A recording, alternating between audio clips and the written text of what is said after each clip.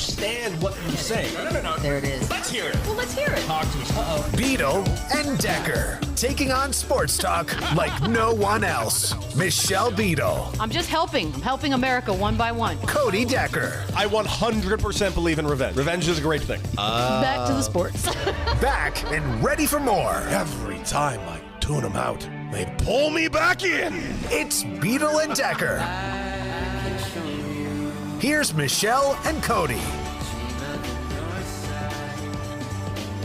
Everyone, it is a beautiful, beautiful, beautiful day here in sunny Southern California. And yes, it is time for Beadle and Decker. It is a fantastic Tuesday, which means only one thing only, because no Michelle on a Tuesday. So what do we have? Ladies and gentlemen, Tyrone Tuesday. You know him from Sports Grids, the Craig Carton Show. And you know what? You just know him because he's an all-around badass. Dude, how you doing, man? Doing well today. Very excited to be here on a Tuesday, even though my team just fired its manager. They have the worst record in baseball. My basketball team's down 3-1. My Flyers are blowing a 3-0 lead, but everything's going to be all right.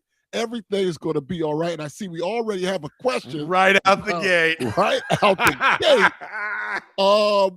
And the answer is no to the second question, and the Mets are a bigger disappointment because they haven't fired their manager yet, which means the Mets are being complacent, and at least the Phillies are trying to shake things up at 9-19. We are still in April after all. Well, let's be real clear here. By the way, let's just go ahead and say it right out there. And yeah, I'll say Mets too, but I'll get into that in a second. What a wild, how about this? What a wild week in Major League Baseball, Tyrone, because let's be real clear here. I was wondering when it was going to happen. I've been wondering for like years when it was going to happen. When was Major League Baseball going to start going the way of the NBA and the NFL and start firing dudes right out the gate? I've been waiting for it. It's happened twice in April this season. We have never seen something like this happen twice in a season like this, especially storied managers like an Alex Cora, which is just baffling. And yeah, we'll get into that real quick. But today, like you just mentioned, Rob Thompson, dude, just sent home by the Phillies. Congratulations, because Preston Baseball hires his daddy, Donnie Baseball. But if you believe rumors that are currently out there, they did kick the tires and see if Alex Cora wanted the gig. Yeah, and I think the reason is people forget Dombrowski won with him in 18 before he came over to the Phillies, and he likes him. And I think the plan would have been if they hired him, he would have been a long-term manager. He would not have been interim. They would have worked out a contract, and he would have been the manager for multiple years. Don Mattingly seems to be a great baseball man, but has not been a very good manager. So this will be a literally, even though the guy's been in the game his whole life, a prove-it situation with his son as the GM, even though his son doesn't have final say. So it's wild. But I think in the question, in these cases are a little bit different, but in the case of the Phillies, first of all, they brought Mattingly in large part because Bryce Harper's a huge fan of him, loves working with him. We'll see if Bryce is right. And it was kind of given that with the sameness the Phillies came back with, they were going to have to get off to a decent start, or the manager was going to go because you can't change all the players. So this was not a surprise. In the case of the chorus situation, I know you've already talked about this, to change everybody with that roster, it kind of means they wanted to do it before the year and they were looking for an excuse to do it. Yeah, but dude, why are you doing it now? Like, it's just a weird. Listen, I'm not going to sit here and pretend that the Phillies were doing great. They're not. They are in last place, as you mentioned, the worst record in baseball. They're 9-19. Them and the Mets just sitting down there at the very bottom of Major League Baseball. What are these? Two of the 5 highest payrolls in Major League Baseball, and they are both, as of now, completely dog shit. It is actually quite staggering to see that some of these quote-unquote high payrolls, if I'm the Los Angeles Dodgers, I'm sorry, not the Los Angeles Dodgers, if I'm the Players Association, I am holding this right in front of everybody going, oh, but I thought it was all about the teams that spent the money. It turns out it's just the smart teams that spend the money seem to win. Yes, it's not about just how much you spend. It's about how well you spend. But let's see at the end if any of the teams that didn't spend are amongst the teams that are the final 8 teams left. 14 left. And with the amount of baseball left, and there is a lot of baseball left, you can dig out of 19 when you're in April, but you need to put together that 12-3 run, that, that 12-4 run over 16 games. And I don't believe it was going to happen to Rob Thompson, in large part because the players have gotten too complacent. The Phillies were complacent in a lot of different ways, and you know about this, and we've talked about how the makeup of a clubhouse, sometimes it's good to be close, but sometimes you can be too close. And I think the Phillies got to the point where the manager's doesn't have the personality to yell, scream, and wake guys up and give them a smack across the face. And the players, in the case of Harper, Schwarber, Realmuto, Bohm, and Stott, that crew of guys, and Wheeler and some of the pitchers, Nola, no one's going to really hold anybody accountable because they're too close. This is where I think an outside voice could make a gigantic difference, not because he says anything different than Rob Thompson was saying, but because it's a different messenger. Yeah, and keep in mind, just looking at the Phillies starting roster, just their starting lineup, they have the average age, and I want to say this again, the average age of 30.2 years old. That's right. In today's day and age of Major League Baseball, that's an old-ass team. How do I know that? Dude, I retired at 32, and everyone in my clubhouse was calling my ass Pops. Yeah, there you go. And you can say what you want about technology changing in medicine and all that stuff. It was an older squad. It is an older squad. And that 30-point whatever average is with having a rookie playing everyday center fielder who's like 22. Yeah. So, yeah. And so to salvage it, you needed a change because they're not going to change all those guys, and they can't change all those guys. This was a move that I usually don't agree with, moves like that. You had to try it to see if a different voice will matter, because otherwise it's terrible. Now, this comment about the Mets, I got to ask you about this. Yes. So you have this big payroll, but at the same time with that big payroll, you had a general manager who's used to not having a big payroll. Big time. And almost treated it like he didn't. What do you do about that? Because the Mets roster construction is even worse than the Phillies. I agree with that. I'm going to look. Let's just look. I'm looking at it right now. Let's take a look at this current roster that they currently are rocking out here. And it's not that Craig Kimbrell is on this team right now. Like Craig Kimbrell was my teammate in 2015. I can't believe he's still in the big leagues. And at the time, by the way, that was San Diego Padres' Craig Kimbrell. That was after he left the Braves, when he was already at that point not anymore the best closer in Major League Baseball. That was 11 years ago when I played with Craig Kimbrell. Nolan McLean is an up-and-coming real guy. Freddie Peralta, you know what really worried me? The moment the Brewers let go of Freddie Peralta, and my thought was, oh, shit, something ain't going to be the same over there, because the Brewers seem to always know when to unload a cat.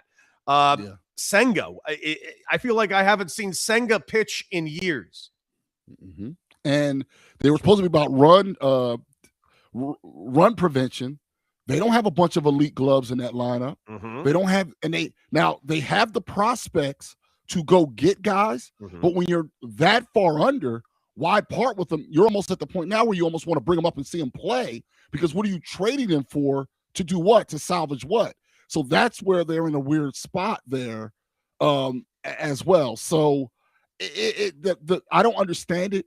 Also, in the Phillies, you have some guys who have proven that are underachieving. I'm not even talking about the older guys. Alec Bohm's underachieving so far. Bryson Stott is underachieving so far. Yeah. So in theory, there's a chance they return to their normal play.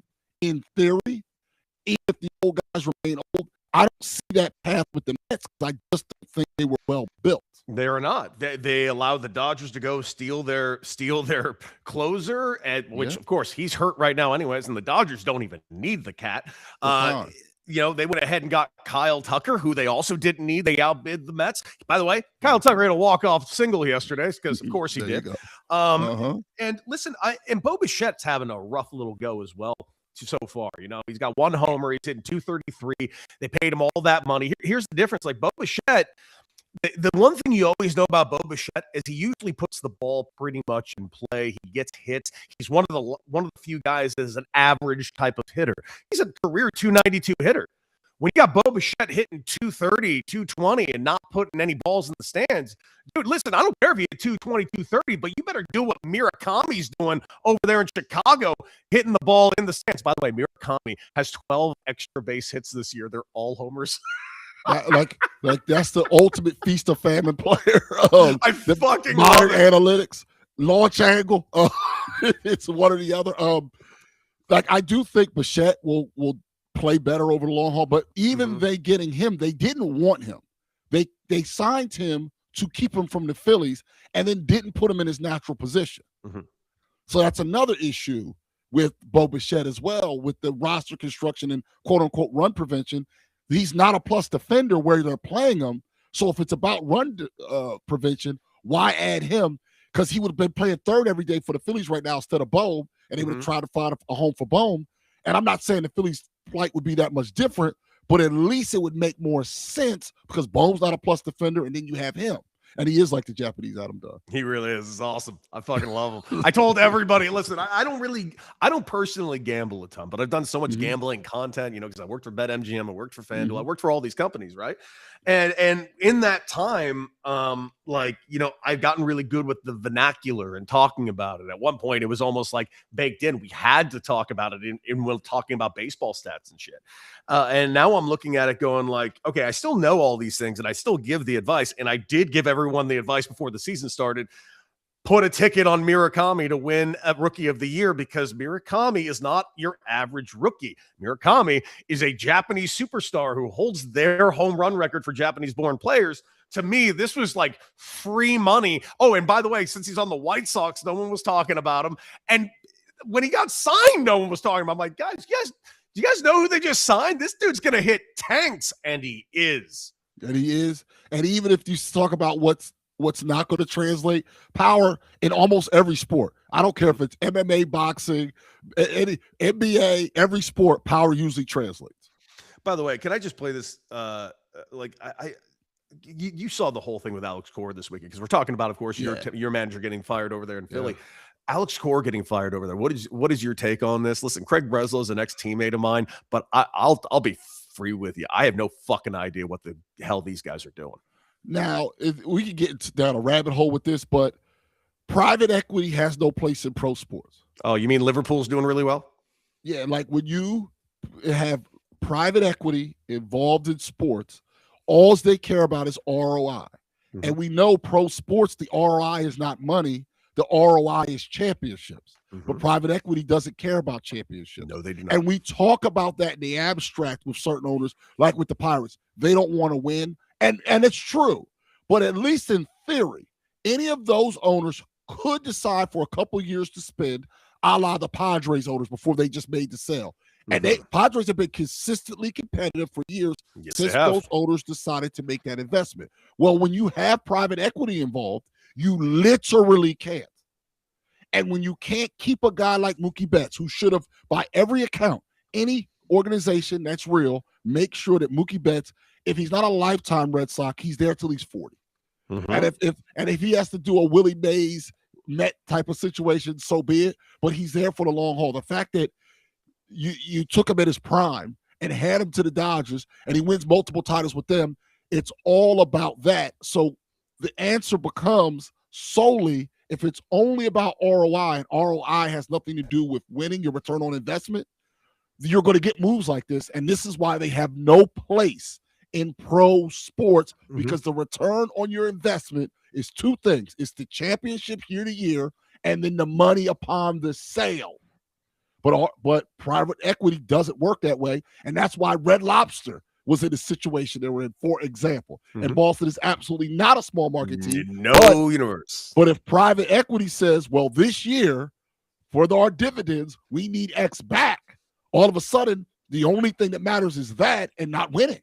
And that's why I hope other teams do not follow this, because this is what it's going to look like. Yeah, and by the way, I still maintain, I agree, by the way, of course, Boston, not a small market team, but I also say this all the time.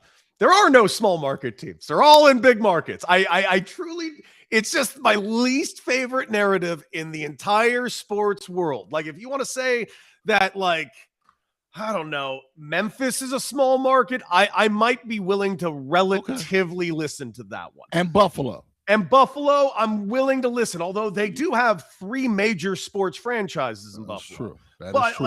listen, I don't know, man. Like, it just always drives me nuts. And you're right. I think you're hitting the nail on the head when it comes to private equity. Drives my ass absolutely up the wall about it. But let's get away from that. Oh, but you actually brought up a good point on the Mookie Betts of it all and how they let Mookie Betts go. And it's right here. Mookie Betts said it in all that smoke. Here's the video, and it is plain to me as day to what he's saying, because basically what Mookie is saying is everything you're saying. I enjoy watching Red Sox games. Do you still? Because of Cora. I love Alex Cora. Like, people think I hate it. People think I didn't want to be there and I was all a facade. Like, it's still business. Business is business. You have to be able to separate business from personal. Now, being personal, like, my personal relationship with Boston, as I said, I loved it. Absolutely loved it. And so I still talk to front office people there. And like I said, AC, don't get me wrong, I absolutely love where I'm at now. Probably the best thing that's ever happened in my life. What happened out there? Man, I mean, MVP, I think it's just championship, like they didn't want to. It's just business, man. Like, business is business. Like, people trying, you cannot blend the two. Like, Cannot blend the two. Plain and simple, my God. You can't do it.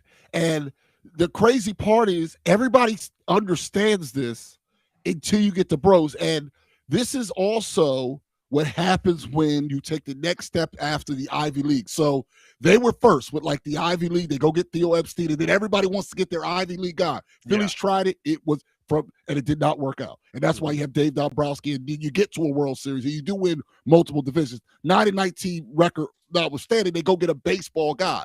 Well, the next step after that of how can we be smarter than everybody was to think we'll get an influx of cash from private equity, not at all thinking about how to pay it back. And when you think about how the Big Ten was this close to taking private equity money last year in the NIL era, and then all of a sudden, very smart people from USC, Ohio State, Northwestern said, do you know how we're going to pay this money back? Do you see how much money they want on the back end? And all of a sudden, that deal went away. Interesting, huh? All of a sudden, that deal went away. Because the Big Ten was supposed to get this $500 million. Each team was going to get this much and da-da-da for NIL, and they'll have this big advantage. And as soon as USC, Northwestern, Ohio State kind of looked at, okay, well, we'll get this money now. But what happens like 5 or 10 years from now, being that while the kids, that's not that long in college situations. It's long time for the kids, but it's not that long for a president. It's not that long for a dean and everybody else. All of a sudden, apparently, USC would have to get rid of basically all their Olympic sports. Yikes. If they took that money. Yikes, UCLA, yikes. Oh, yeah. And UCLA can't get rid of their Olympic sports. That's where the championships come from. Right. So all of a sudden, your swimming, your tennis, and all those sports all of a sudden would have to go away to pay back the private equity guys, and then they killed the deal. And that's just it's fascinating, like if you're into geek stuff like me, but it's hellacious for fans. Oh, yeah, it just is. But let's stick around with Major League Baseball if we get to the playoffs at all real quick, because who have been your biggest surprises? Not necessarily the best teams in baseball. I mean, it goes without saying, in my opinion, that the AL West is the best division in baseball. I mean, the NL West, I apologize, is the best division in baseball. Like, no question. I mean, I'm even going to say something I never thought I'd say. I would like to compliment the Colorado Rockies for – they're young. They're not going to really compete, but they're 3 games under 500. They're 13-16. This was a team last year that felt like they didn't get to 13 wins until June 15th. Listen, this is a team that's taking a massive step forward. They got a brand new front office. They're kind of starting anew. I've always made fun of the Rockies for how shitty they've always been and always been managed. I like this new beginning. I like Josh Burns and what he's doing. The Giants, 3-15, I feel the exact opposite. I still find them to be very interesting, but you're the San Francisco goddamn Giants. Go spend some fucking money, please. Yeah, I agree with that. Because now my team being bad has me in a bit of a more negative mood. One of the surprises for me is how much Baltimore botched the Jackson Holiday injury. That Hammett bone, where 2 different players, it happened on the same day. We're back for opening day, and he's still not back. And they're having all this trouble, and they're not off to the start that they want. And, they spent a couple dollars. They go get a big-time first baseman, and now that guy forgets to hit. I think they're going to be fine over the long haul, but the problem is the Yankees got off to such a good start without Judge hitting for average at all yet. And no Cole. Right, and no Cole. So it just makes me think, like, let's say you guys get it together. Is the division already lost on April 28th? And I did not expect that from Baltimore. I didn't expect that. And then the other thing that's been a bit of a surprise for me is the Dodgers in a way. And here's why. Yes, sir. Lately, despite all the hype and things, I actually think they've underachieved in the regular season in the last couple of years. If you look at their record, no, you're right. You're right. Because but there's also been time they've been in, like, for instance, like last year, they were flat out injured for like 2 full months. They just got healthy right at the end of the season, and then they went on their run. And they kind of did the same thing the year before that. It is interesting. They get to like 100 wins, but with this lineup, it should be 125 wins. Yeah, and it just felt like they felt at times like they were vulnerable and not the juggernaut we thought they were going to be. So the Braves start notwithstanding, if you want to say the Braves are off to the best start, and I always think the Braves are good as long as they're healthy, and they've been healthy. I don't trust their ability to necessarily stay healthy over 162, but the Braves are always good when they're healthy. I am surprised with the Dodgers. I don't know if it's attention to detail. I don't know what it is, but they've been, for a team that just won a championship and is expected to, I don't know if it's Freddie Freeman's leadership. I don't know if it's Mookie. Whatever it is, those guys are being very workmanlike day to day to day. And I'm very impressed by that, being that they're the odds-on favorite. You have a manager that's been there now 100 years. You got this lineup. They're supposed to do it, and they just go do it. And that's not an easy thing to do. I know sometimes people think it is. In baseball, especially, with the season being so long, I always feel like it's hard to do, and they have done a great job so far, and it's better than I expected. Yeah, you know what? I want to bring it up. Tavio said it earlier. Let's go A's. First place in the AL West right now. They're a young, pretty damn good team. And yeah, it would be interesting to see a playoff game in what I considered like the 14th best AAA stadium in the PCL. Jesus, I still can't believe this is a real thing. Also, listen, I've seen this for a couple of years. Last year, I tried to make the case very loudly for Kirk to be manager of the year. Not that I wanted to reward the 8 management.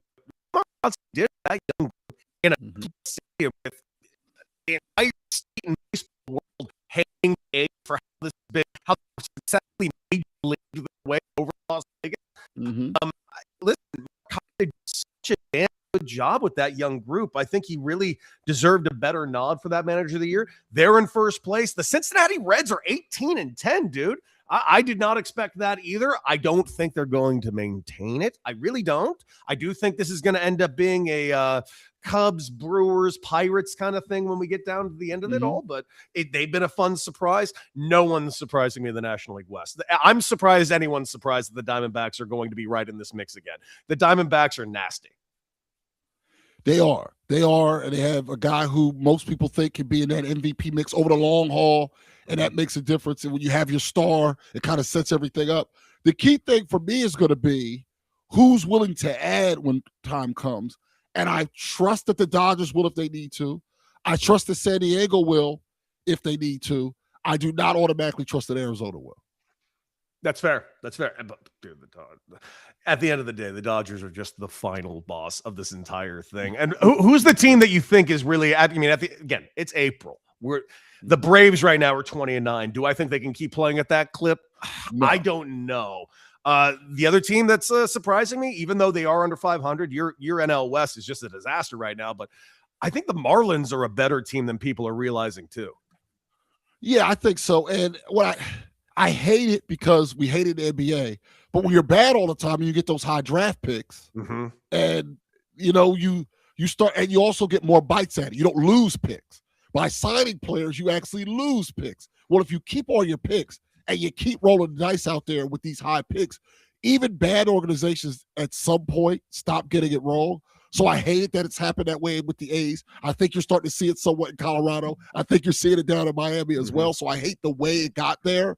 But at the end of the day, that's how Houston won their championships, and that whole thing happened was by being intentionally bad. So I hate it, but I understand it. But it is interesting to start to see it actually pay dividends. The question will be, will Will ownership change? Will location change in the case of the Marlins or something to where they actually sustain it? Can you hear me out on the Astros? Because I hear what you're saying. I hear exactly what you're saying. That it is almost like Major League Baseball tanking a little bit. And years ago, I'm talking about to get all the Yeah, during their crossover to the first of the American League, their team was like a AAA team, and but to their credit, and this is where I do kind of like, I know I shouldn't be giving them credit for doing that, but to their credit, after they developed and became this team, that organization started spending money like a big spender, like they should be, like the fucking big boys. That's true. I would like to see the same thing happen in Miami, in Pittsburgh, and any of these fucking places that claim they're a small market team. Right. And that's going to be the key. And that's my issue with Pittsburgh in that division. Who maybe nobody goes and adds, but I know Pittsburgh won't. They might give up prospects for a young guy that becomes available. But if there's a star player that's on an expiring contract that might help them make the playoffs or maybe win a World Series while you got skis, while you have that, I have no faith that they'll actually add payroll to do so. And that's, to me, makes me always look at them skeptically, because every team is going to need to add something. But I trust certain ones to do so, and I don't trust them, and that's the part that stinks. But you're right about Houston, and they get lucky with Altuve. It doesn't matter how you make your own luck, but the fact that they were then able to build the whole thing around him, and I can make an argument that he's pound for pound the best athlete we've ever seen. Yeah, I played against Altuve. He is 5 foot, maybe 2. Like, my favorite photo, I know everyone likes to use the photo of Altuve and Judge, but I have a funnier one, because there was a taller player that I played with named Nate Fryman. He got up to the big leagues with the A's and the Astros. And Nate is like 6'7", 6'8", and there's a hilarious photo of Nate at second base and Altuve at second base. But Altuve is like biting his fingernails, so he looks like a child with his finger in his mouth with gigantic Nate Fryman next to him. I'll find the photo and send it to you. It's fucking bad shit. The reason I bring that up is, in his career, you're talking about a guy you just says like 5'2". Yeah, he has 258 home runs. Yeah, he's hit 20 home runs. 1, 2, 3, 4, 5, 6, 7 times at 5'2". He's hit 30 twice. Yeah, he's a monster. Like, he's amazing. I'm just saying, like, in some ways, inch for inch or whatever it might be, he might be the best thing we've ever seen. He might be. Ever. Yeah. Ever. You know what he is? He's the size that people think David Eckstein was. Yes. David Eckstein's like 6 foot tall. David Eckstein's like my height. I don't know what to tell you. Like, David Eckstein was not a small dude. This is a small dude. It's the same thing that happens with Philly. It's more niche, but Bryson Stott is 6'2" and change. Yeah. I'm 6'2". We had to go do a commercial together in 2020. Yeah, in 2025, early in the year before the season starts. Last year, I go to walk in there to record it. He's taller than me. He's a little taller than me. I'm going, why do people act like he's a small second baseman when he doesn't hit for power? He doesn't hit for power because he can't hit for power. 6'2" guys can hit for power all the time. This dude's plenty big to hit for power. And, it's wild, dude. Meanwhile, Altuve's like a foot shorter and still hits for pop. And just putting out 250 career home runs in the show. Just no big deal. And the little guy, I'm just saying, a little guy like that, it's just fascinating. It's nuts. It's nuts how good he is. And it's amazing how long his career has been. But let's get over to some quick hitters before we get into the NBA of it all. What do you say? I want to start with this because it's actually quite hilarious to me, and I just want your thoughts on this. So last night, I don't know if you saw that the Detroit Pistons simply don't want to win a playoff series, and it's quite frustrating. But Angel Reese, WNBA superstar, has an ex on said team, and he got dunked on quite harshly in the game. And Angel Reese threw this on her IG. That's cold. Question: this petty as fuck, or is this fair game? To me, it's fair game if you believe the breakup story. To me, it's always about how you break up. It's always about how you break up. Okay? I believe that there was some infidelity issues, some cheating situation. I guess it wasn't marriage, so not infidelity. There was some cheating going on. He was out in them streets. If a person cheats on you, you do what you want. Now, if this was an amicable breakup, hey, we don't live in the same city, we don't want to do long distance, whatever it might be, that's different. So I think it always has to go, your pettiness has to be aligned with how you break up. Funny you say that. Staying weirdly in the exact same topic. Clay, What you doing, bro? That is the fumbling of a bag that should be never forgiven again. And I want to say something to you that somebody said to me yesterday. It was Tanya Ray Fox, our girl, said this to me on the regulars last night. I'd love your opinion. She said this, and I can't get it out of my head. She said that somebody said to her that Klay Thompson looks like the PBS logo. He does. Oh, God, he does. And I can't fucking unsee it. This is where, oh, God. This is my problem with the game. This is my problem with the game. When you're out in them streets, this is my problem. PBS logo. Why is she cooking Thanksgiving dinner and stuff if you're going to be out in them streets? Bro, just be in the streets. You're an NBA player.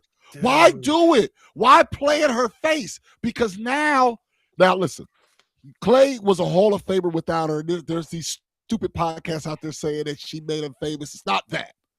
It's that she's more famous than you are. Way more. Okay, it really doesn't matter. She's more famous. Now, you might be able to find another woman who roughly looks the same or sounds the same as Meg Thee Stallion, although they do not grow on trees. But let's say you did. This one's more famous than you, and what's going to happen is I believe he's not going to want to die alone.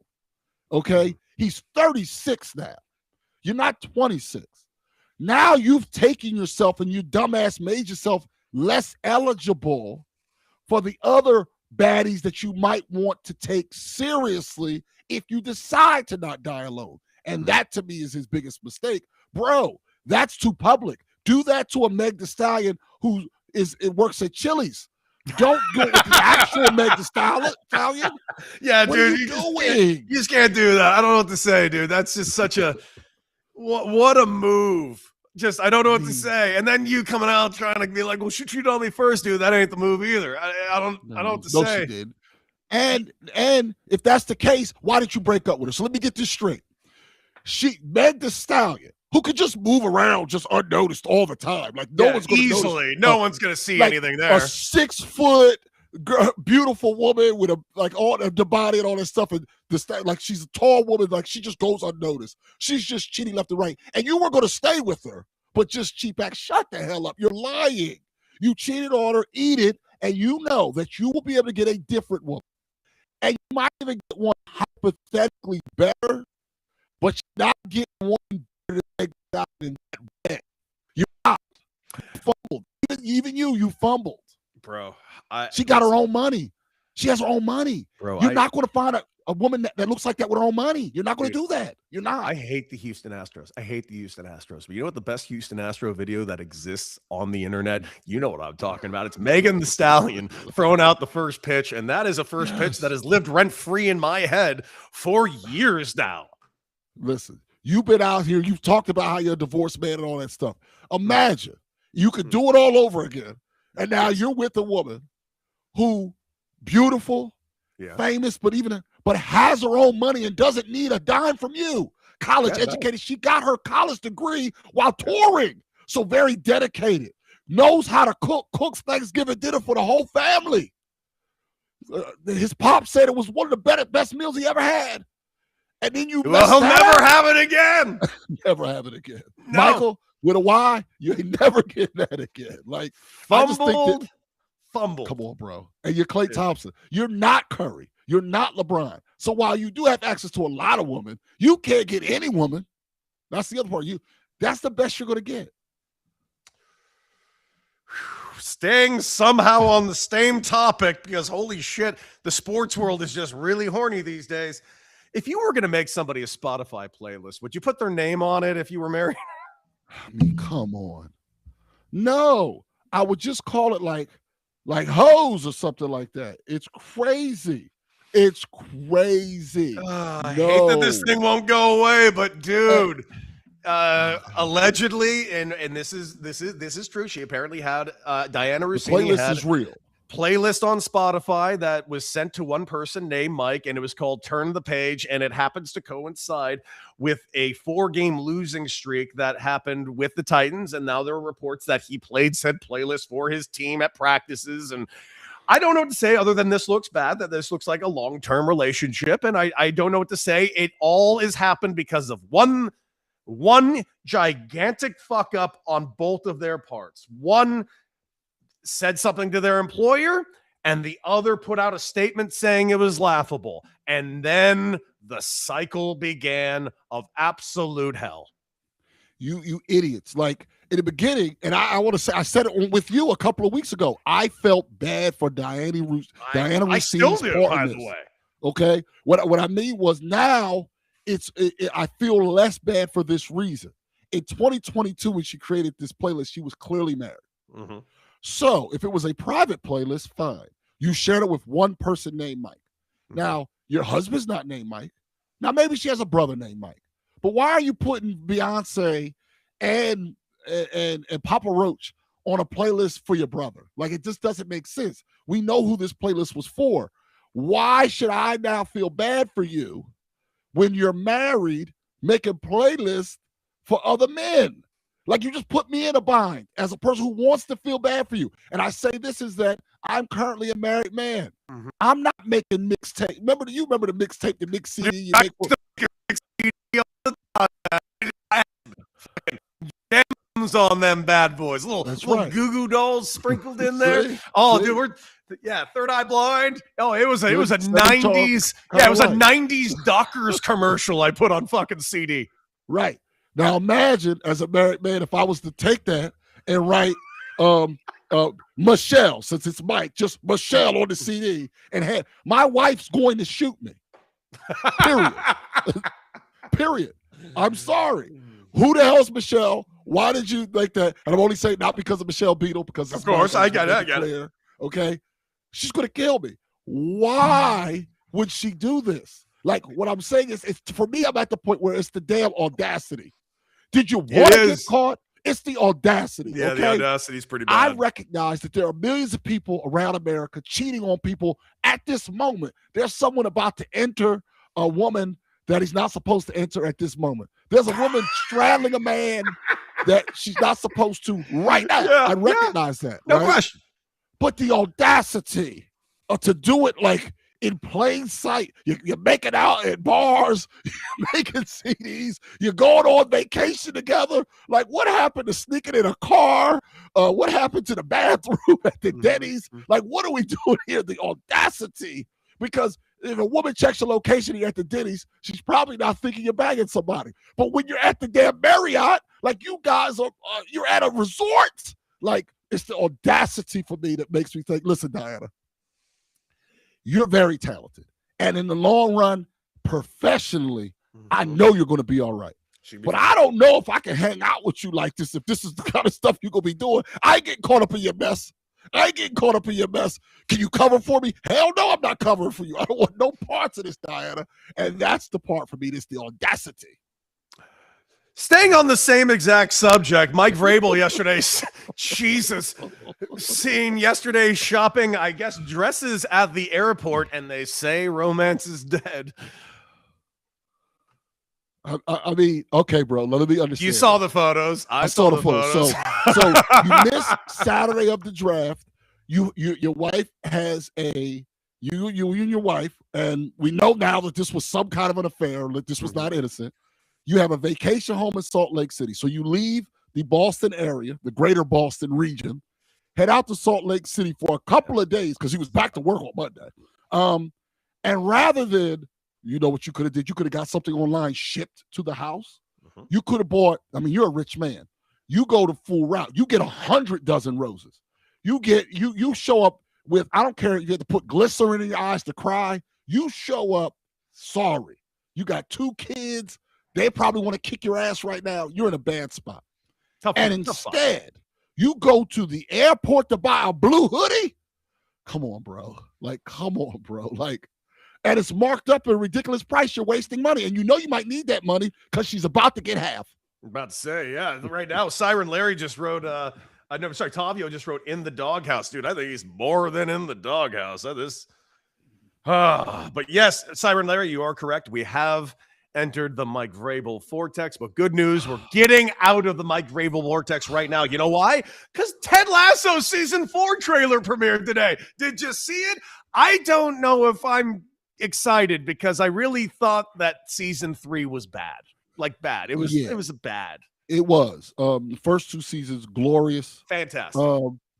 The other tough part is because people are now busy, we don't know how many episodes everyone's committed to, which inevitably leads to more fringe characters that didn't exist in the first 3 seasons now showing up in season 4. Yeah. The premise was so good, and the show still has that heart I believe it had, but I'm worried. I'm very worried.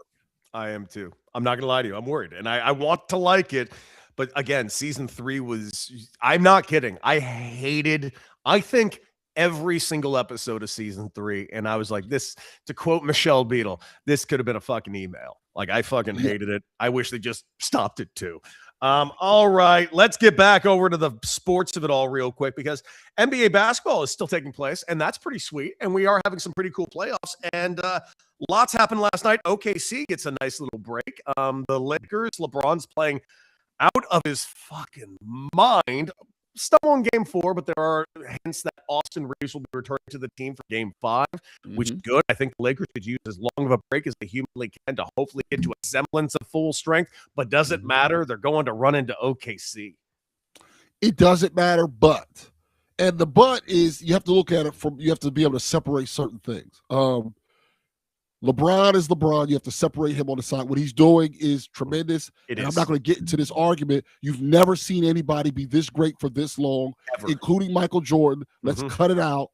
And this is why, for me, because I'm not a person who believes automatically in sports mythology, this is why he's my number 1 player of all time. It's because of the extended greatness for the long period of time and not in a compiler type way. This dude is the best player on a playoff team in his 40s. Yeah, he is. He's not just along for the ride, where in baseball, he's at 2,800 hits. So he's got to play, because he's not the same player, 2 more years to get to 3,000. This is not it. This is a guy in his 40s being a 3-hole hitter still. And that's the part that, to me, makes it so rare. So that side, amazing. That does matter. And watching that, we should enjoy it, because we're not going to see it again. I agree. I completely agree. I'm not going to see it again. It's been unbelievable. Your thoughts, as every Angel Reese fan knows, Detroit lost yesterday. What has happened to this team? And when the hell did Orlando wake up? It's 2 things for me. One, it's that old rule now. One, they have Tobias Harris on their team, and you never can win with him. That's a whole separate thing. Clippers fans will tell you that. Sixers fans will tell you that you can't win with them. The other part is, and this is the part that I find odd, is that Orlando's really young, but in the NBA, for some reason, unlike almost every other sport, where in football you almost want a really young team because you get hurt less than da-da-da-da-da. You got to be grown men, and I thought because they were consistent, they won 60 games, that they had grown up and were men. They're not. They're boys, and boys don't win in the NBA. That's the bottom line. Boys don't win in the NBA. And at the end of the day, they're boys. And that's ultimately going to be their undoing. We'll find out with the Spurs going forward if they're boys in the second round. We'll find that out. Yeah. But they're boys. And so it's not that. And listen, they're big favorites, like 11.5, 12.5 point favorites in the next game. So I do believe we get to a game 6. Let's see if they have the maturity to force a 7. And my issue with Orlando is you're now setting up for a conference championship game on the east side where none of the teams are good. Cleveland's not that good. Toronto's not that good.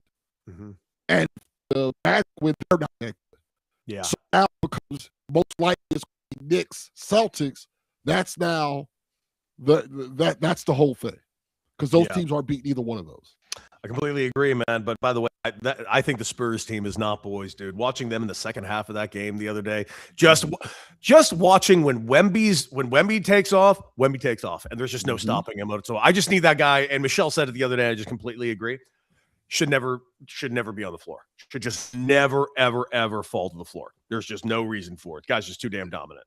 Yeah, but there's this tough thing now. The reason guys like Joel Embiid and him go to the floor is apparently when you're that tall and you get that big, the bones in your feet are still very small, and the fight to stay up can lead to long-term foot issues. Okay. It happened with Kevin Durant. And then he tried to come back okay. too quick, and he bent the screw that they put in. It's why Joel Embiid lost the second year when he those first two. Okay. So there is I might take this back a little. Except, so okay, then don't use your fucking head. Yes, there is some science to it. The trade-off, though, is going to the ground can cause other things. But the thought is if you don't hit your head, basically every injury for a 7-footer is better than breaking bones of your foot. Ooh, And that I can imagine. For. And I honestly, God, didn't even know that. Didn't even think of that, which is, you really think about it now. It's kind of obvious. But all right, what do you say we go ahead and let's shiggle?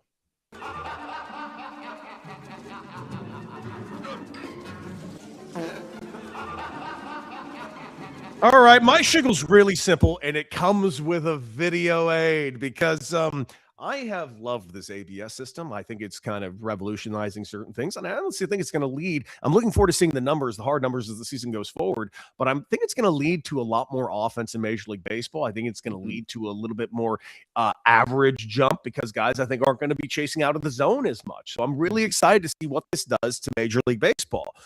That being said, we're not doing enough. We need an ABS system for everything now because this happened last night, ruining Mason Miller's incredible scoreless streak. Slowly rolled towards third base. Ty France just going to let it roll. And it's a fair ball.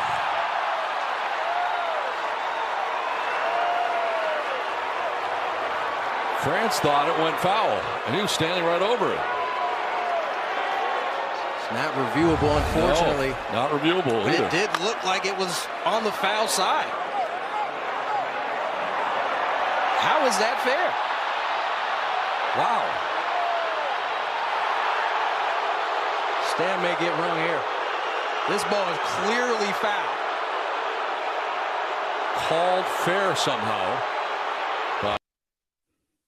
Clearly foul out of the mouth right there of Tony Gwynn Jr., my former co-host on Big Time Baseball. Yeah, dude, clearly foul. How is that called fair? I got nothing. Now, meanwhile, at Wimbledon, a guy will serve 150 miles per hour down the line, and they have a system in seconds to figure it out. The crowd goes, like they do it, and boom, they can figure it out. But in baseball, on a slow bloop, this asshole can't see. Like, it's just as infuriating. It's so fucking stupid. Like, it's come on. so fucking stupid. Like, I can't, man. I can't. And you can't challenge the call. It's just so asinine. Why not? I don't because reasons. It's like what's that thing whenever it's like I hate watching this movie because it's so stupid that this happened. If that didn't happen, then the movie doesn't fucking happen. It's exactly this situation. Right. Like people are like How I Met Your Mother. Well, if he met the mother in the first episode, there'd be no show. Like I don't understand it. It's infuriating. And obviously this is something that's so easily fixable. But how do you get that wrong as an umpire? Yeah. It drives me nuts because like this isn't even to me, this is not even a technology question. No. We have eyeballs. Like it's just pathetic. You're going to need to make everything reviewable. And if you want to say, hey, maybe they would be out of challenges, maybe, but that's unbelievable. That is simply unbelievable. Cody, why do you think that the umpire shouldn't call the strike zone anymore? I don't know. Because this right here, because a ball sitting in plain sight was too difficult to call fair or foul. That's why umpires shouldn't call the strike zone anymore. Unbelievable how terrible they are. They're all terrible. And miss me with how hard the job is. Some things are hard. That's not. It's not hard. It's not. Strike zone is very hard. I'll free up. Got your Right. by the elevator. Right. Yeah, That's that's hard. hard. That's not That- hard. That's not hard. That's not hard. Mine real fast is it's related to the London Marathon because 2 people went under 2 hours, which had never happened before. Adidas. Oh yeah. I feel bad for the guy that came in second because this is literally the in a non-controlled environment. 2 hours was supposed to be this magical mark because you're basically running 4:30-ish for 26.2 miles. Well, in the London Marathon on Sunday, 2 people did it.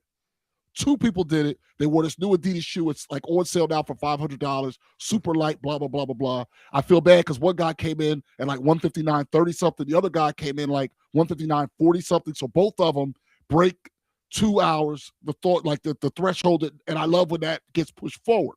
But here's the thing that also fascinated me. From the movie Wicked and many singing that, Cynthia Erivo, okay, from Wicked and stuff, she ran it in 3 hours and change, which means she's running like a 7:40 mile over 26.2 miles. And people were wondering why she's so skinny. This was her 3rd marathon. I didn't know she was a marathon runner. Yes, this is her 3rd one. So she ran New York at like 3:58 or whatever, which is a pretty damn good time in a New York marathon, which is tough. Then she ran to London and cut like 10, 15 minutes off. And now she cut another bunch of time off. It's fascinating to me real fast, the people that are kind of good at everything. She can sing, she can act, and then you know what I would sign for? I would pay a lot of money to run a marathon. I've run a marathon before. I would pay a lot of money to run the marathon that fast. The people that are good at everything fascinate me. Yeah, and by the way, she can sing and she can act. You know what? First movie I saw her in, she stole the movie by far. It was a piece of shit movie, but she was the one thing I walked out of going like, that woman's kind of a star, huh? And then of course she got the role of Wicked. It was a movie called Bad Times at the El Royale Hotel. I didn't see that. It's a bad movie, but she's great. But she's so good in it, and she's with other stars, and she's the one I walked away going like, that was the star of that movie right there. Yeah, just like the Jamie Foxxes of the world and people like that. People are just good at everything. They always fascinate me. Like, do you have a weakness? Yeah, and the answer to your question is no, I do not. What do you say we go ahead and reflect? Reflections. All right, here's what I'm reflecting on, and it's something that actually happened on a different podcast. It's something that happened on Jason Kelsey's podcast because he had his former O-line coach, Jeff Statlin, on. And Jeff Statlin kind of started talking about the Jalen Hurts narrative. Now, we talked about the Jalen Hurts narrative about a week ago and about how, boy, the timing of that story coming out right after the owners meeting seemed pretty questionable, and it was a pretty big hit piece specifically on Jalen Hurts. 12 anonymous sources, huh? 12? Well, guess what? Something bad happened with the Red Sox this last weekend, and 3 players went on record talking shit about the Red Sox and how it was handled, and they'd had no problem doing it. So your 12 anonymous sources could kiss my ass, because Jeff Statlin went on the All That Heights podcast and immediately said, or New Heights podcast, and said directly it was a play calling problem. The bad decisions on offense, really kind of pointing the finger at one guy, and his aim ain't Jalen Hurts, which makes me believe where this narrative is coming from. This shit's coming from inside the house, Nick Sirianni, isn't it? Yes, Kevin Patullo, who he's referring to, the former offensive coordinator, now has some job with the offense in Miami, and I think he is a smart football guy, but not a good play caller. He's also Nick Sirianni's best friend. And Jalen Hurts saw that playbook, and he didn't like the playbook, and he told him he liked the playbook. Now he ran the plays, but they were shit plays. And A.J. Brown liked the offense because a lot of it was like, hey, just throw it to A.J. The problem is, what if they know that they double A.J.? What do you do there? There was not a lot of plan Bs. There were not a lot of checkdowns built in. And Jeff Stoutland, for being vocal about it, ends up losing his job, basically, gets pushed out. But he can't push out the quarterback, at least not yet. And that's going to be the interesting thing is, do you get the humble Nick Sirianni that you got a couple years ago when he let Kellen Moore do his job?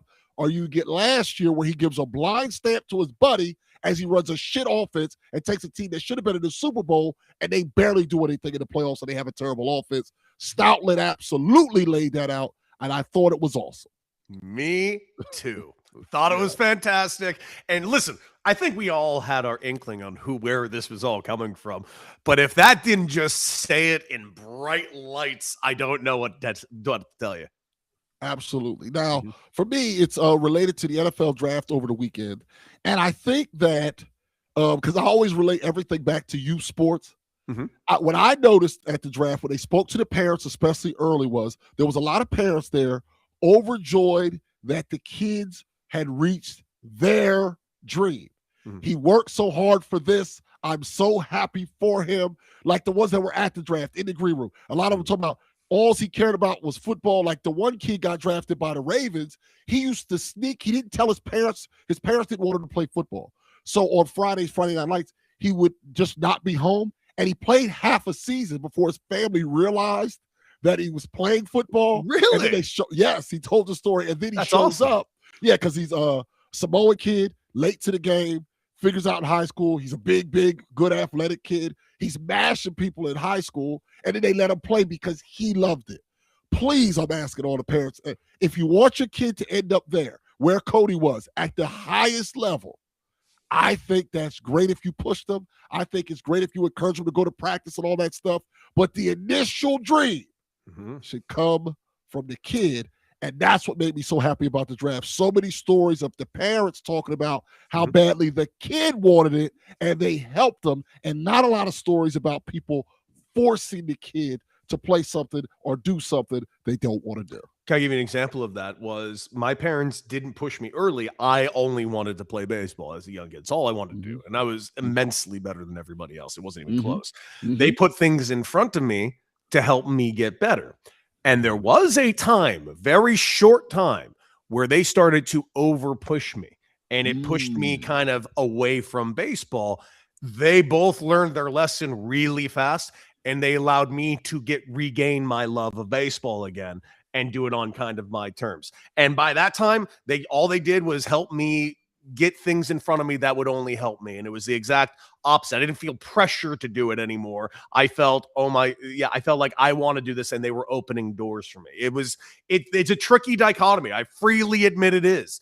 But you're absolutely right. It needs to be the kid's dream, not yours. And that's the key. I just thought it was great. The story jumped out the most was the guard that they literally, the parents didn't push him. They wanted to play, didn't realize he was playing, but called his phone. Yeah. Us, we were like, really young. They have a phone. He wasn't answering. It's because he was at the games kicking ass. Because he was working all that ass. Yeah. All right, man. Well, dude, what a day it's been. What a life. What a world, dude. I can't wait to see you again next Tuesday. Another solid day, dude. Tyrone, tell them where to find you and the shows and the social medias and the reason why the social medias, all that jazz. Yes, indeed. The Craig Carton Show, Monday through Friday, live on Sports Grid. You can also get it on YouTube and subscribe to the podcast just like you subscribe to this one. And, of course, you can follow me on social media at Ty Johnson News. And if you're following me specifically from this show, I got a little surprise for you. If you reach out to me and tell me, I will send you an exclusive Club Tyrone t-shirt. Let's go. So follow them. Get this done immediately, guys. Like, share, and subscribe to the podcast. Also pay attention to us on social media. Get some videos out there at Beadle and Decker. Subscribe wherever you get your favorite podcasts. And most importantly, subscribe right here on YouTube. Be back here tomorrow with Michelle Beadle. And, of course, next Tuesday with my guy Tyrone for another Tyrone Tuesday. That's it for us, everybody. Tyrone, you're the man. Love cutting it up with you. And, of course, R.I.P. Estelle Getty.